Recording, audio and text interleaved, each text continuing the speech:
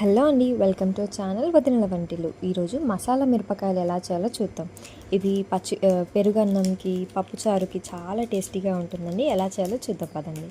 ముందుగా ఒక గిన్నె తీసుకొని దాంట్లో నువ్వులు 2 స్పూన్లు వేసుకోండి అండ్ ధనియాలు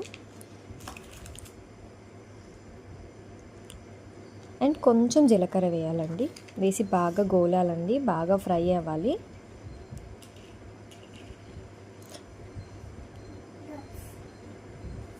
అంతా ఫ్రై అయిపోయిన తర్వాత మిక్సీ పట్టి మిరపకాయలన్నిటిని స్లిట్ చేసుకొని దాంట్లో ఇది స్టఫ్ చేసి పెట్టుకోవాలండి.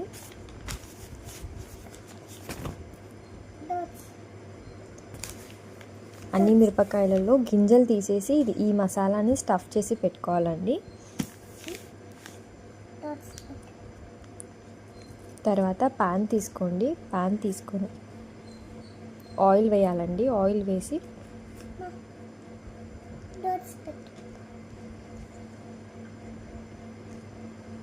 కొంచెం ఆవాలు, జీలకర్ర, కరివేపాకు వేసి తర్వాత ఏవైతే మిరపకాయలు స్టఫ్ చేసి పెట్టుకున్నామో అవన్నీ వేయాలండి.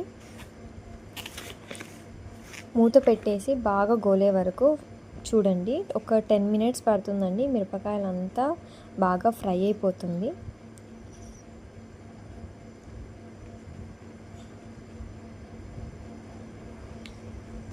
కారం అస్సలు ఉండదండి. మసాలా పెట్టాం కాబట్టి ఇంకా చాలా టేస్టీగా ఉంటుంది. ఒకసారి ట్రై చేసి ఎలా ఉందో చెప్పండి. ఈ రెసిపీ మీకు నచ్చినట్టయితే లైక్ చేయండి, షేర్ చేయండి, సబ్స్క్రైబ్ చేసుకోండి వదినల వంటిలు. Thank you for watching.